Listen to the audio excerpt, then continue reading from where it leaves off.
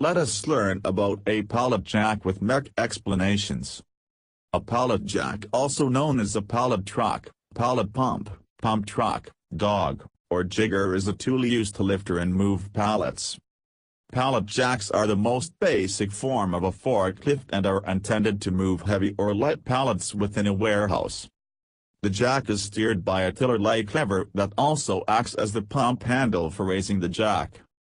A small handle on the tiller releases the hydraulic fluid, causing the forks to lower.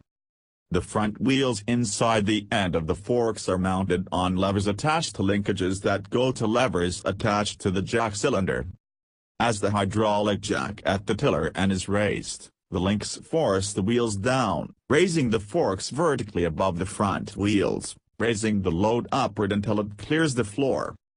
The pallet is only lifted enough to clear the floor for subsequent travel.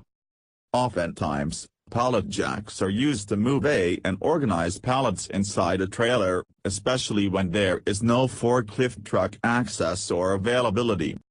Thank you, and do subscribe your presence with mech explanations.